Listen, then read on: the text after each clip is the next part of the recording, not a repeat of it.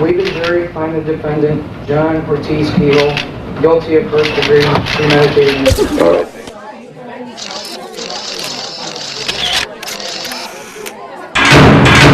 Hello, this is a prepaid debit call from John Kehoe, an inmate at the Michigan Department of Corrections, Muskegon Correctional Facility.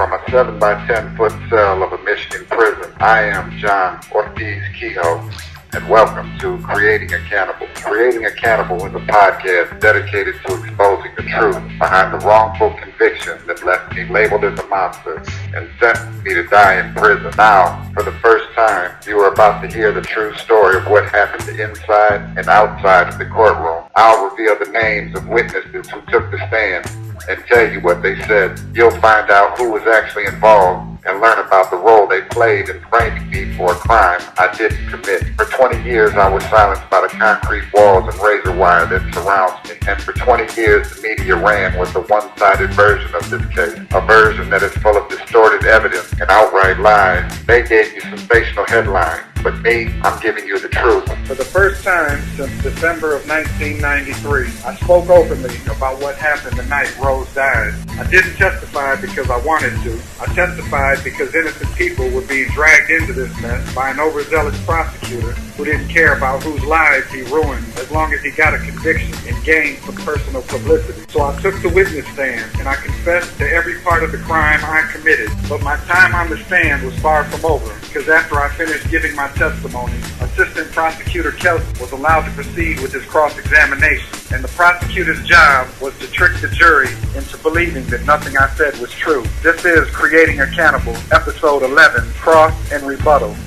John Ortiz-Kehoe was still on the witness stand. Defense attorney Jerome Sabota concluded his direct examination, and the prosecution was given the opportunity to question John. During his cross-examination, Assistant Prosecutor Kelsey asked John why he ran to Mexico instead of turning himself in and cooperating with the police. John acknowledged that he ran, and although he knew a warrant was issued for his arrest, John believed he was being charged as an accessory for helping Bill Brown cover up Ms. Larner's death. John never knew he was being blamed for Ms. Larner's murder until the day he was arrested. John also admitted that he was deeply involved in the illicit business of trafficking marijuana from Mexico to the United States, and weeks before the warrant for his arrest was issued, many of his criminal associates were indicted on federal drug trafficking charges. John thought he would soon be indicted as well, and his marijuana suppliers wanted him to come to Mexico. John further told the jury that he didn't trust the police, and when he was arrested, John informed his lawyer that he would not give up any of his drug connections or cooperate with the prosecutor and testify against Bill Brown. Assistant Prosecutor John Kelsey questioned John about the details of his testimony, specifically whether he went to a Myers department store a second time where Bill Brown claimed that John purchased the items used to kill Ms. Larner. John responded by stating that there was no second trip to Myers, and the nearest Myers department store is located over 20 miles away from Albion. Assistant Prosecutor Kelsey then asked John if he remembered what time it was when he left Ms. Larner and Bill Brown alone and went to McDonald's to get something to eat. John said he could not remember a specific time, but he assumed it was sometime in the afternoon. Assistant Prosecutor Kelsey asked if it was around 2 p.m. John answered the question by again stating that it was sometime in the afternoon. Assistant Prosecutor Kelsey asked John if he remembered seeing anyone he knew while he was at McDonald's eating. John remembered seeing David Frost but said he did not talk to him. The prosecutor then questioned John about the tattoo tear located beneath his left eye. Doesn't it mean you killed? Assistant Prosecutor Kelsey asked. John told the jury it memorialized the loss of his stillborn son. It doesn't mean you killed someone. The prosecutor shot back, making an assertion rather than asking a question. Before John was allowed to step down from the witness stand, Assistant Prosecutor Kelsey once again used a slide projector to cast the giant mugshot of John onto the wall. Is that what you looked like in '93? The prosecutor asked. John responded firmly, No, No, that picture is not from '93. When John was excused from the witness stand, it was time for the defense to strengthen its case by presenting witnesses to support John's testimony. The entire courtroom was stunned, however, when defense attorney Sabota told the court that he only had one witness to show. John's defense attorney chose to recall Bill Brown's girlfriend, Carla Cummins. Carla Cummins testified that her boyfriend and the father of her daughter Bill Brown told her that he had killed people, cut them up, and eaten their bodies. Carla Cummins said Bill Brown had assaulted her numerous times and threatened to kill her with a pair of scissors. Carla Cummins also told the jury that she once asked Bill Brown to tell her and her friends how he killed Rose Larner. Assistant Prosecutor Kelsey defended Bill Brown's behavior by telling the jury that Bill Brown may have assaulted Carla Cummins and he may have also threatened to kill her many times, but he never did actually kill her, adding, "She's still here, isn't she?" John and his family urged defense attorney Jerome Sabota to call numerous witnesses who would corroborate John's testimony and dispute Bill Brown's allegations. John and his family even gave attorney Jerome Sabota the names of people to interview and provided the attorney with information about physical evidence that would be beneficial to John's defense. Attorney Jerome Sabota, however, ignored their suggestions and insisted that no witness was the best witness. In response to John's testimony about seeing David Frost working at McDonald's on the day of Ms. Larner's death, Assistant Prosecutor Kelsey called David Frost to the witness stand as a rebuttal witness. David Frost testified that he had no recollection of seeing John driving his brother's truck through the McDonald's drive-thru. David Frost also stated that he did not remember if he even worked 3 years earlier on the day in question. Assistant Prosecutor Kelsey presented a McDonald's work schedule from December of 1993. The schedule proved that David Frost did indeed work on the day that John said he saw Mr. Frost at McDonald's. However, the schedule also indicated that David Frost did not start his shift until 5 p.m. In addition to David Frost, Assistant Prosecutor Kelsey attempted to call John's brother to the witness stand. The prosecutor promised to grant John's brother full immunity from prosecution in exchange for his testimony. With full immunity, John's brother would not be able to assert his Fifth Amendment right against self-incrimination. According to Assistant Prosecutor Kelsey, during the videotaped interview with Detective Don Brooks, John's brother gave several statements blaming John for the death of Ms. Larner. The prosecutor also claimed that John's brother confessed that he drove his mother's car back to the Albion house and retrieved his truck. Defense attorney Jerome Sabota was given a 6-paragraph summary of Detective Don Brooks' alleged 2-hour interview of John's brother. The report was made 2 months after Detective Don Brooks claimed the interview took place. In the report, Detective Brooks claims that John's brother gave extremely vague details about what happened. The report specifically states that when John's brother drove to the house in Albion in order to exchange the vehicles, John's brother believed he went to the house alone. Attorney Jerome Sabota told Judge Miller that the prosecution was violating John's constitutional rights by withholding the videotaped confession if they truly had a videotaped confession. When Attorney Sabota demanded that he be given a copy of the video, Detective Don Brooks told Attorney Jerome Sabota there was a malfunction with the video equipment and the tape was no good. With so many holes in Detective Don Brooks' story about the supposed videotaped confession, like why wasn't John's brother arrested after the alleged confession, defense attorney Jerome Sabota was eager to question John's brother on the witness stand. Attorney Jerome Sabota wanted to know if John's brother went to the house in Albion without John knowing, and if he did go to the house, did he go there alone or was he accompanied by another person? Shockingly, it has only been recently revealed that John's brother did in fact go to the house in Albion after John and Bill Brown boarded a bus bound for Florida nearly 1 week after Ms. Larner's death, and the man who accompanied John's brother to the house was none other than Fred Tripp. One key question remains, however, did Detective Don Brooks choose not to reveal Fred Tripp's participation in the crime in order to protect his confidential informant, the same crime that sent John's brother to prison for 7 years? Defense attorney Jerome Sabota told Judge Miller that if John's brother was called to the witness stand, he would be questioning him about his close friendship with Fred Tripp and their marijuana trafficking business. Because Assistant Prosecutor Kelsey could not grant John's brother immunity from prosecution from any federal crimes he committed, John's brother was allowed to assert his Fifth Amendment right and did not testify. And with the issue settled by Judge Miller, no further witnesses would be called to the stand. The stage was now set for both sides to present their closing arguments to the jury.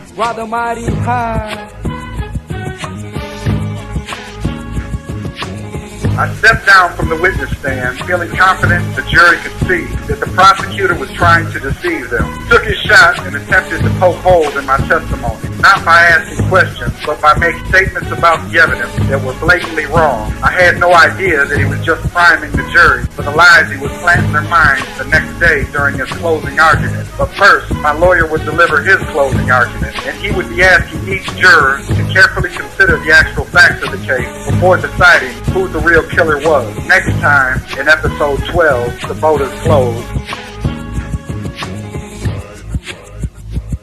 Thank you for listening to Creating a Cannibal, an Emerald production. Make sure you follow me on social media and check out my blog for a more in-depth look at how I was framed. Creating a Cannibal is a podcast produced under Emerald Productions. Gerardo G. Gonzalez Jr., Robert D. Tabb and Lucas Sampson are editorial advisors. Emerald Santos our executive producer and the one who mixed our show. Our theme music are Ride the Mighty High composed by John Ortiz-Kehoe himself and Nothing Doing composed by Ari De Niro. Our website is creatingacannibal.wordpress.com. Special thanks to Mr. John Ortiz-Kehoe for sharing his side of story. Also visit John's blog website where you can see documents from the case, johnortiz-kehoe.blogspot.com.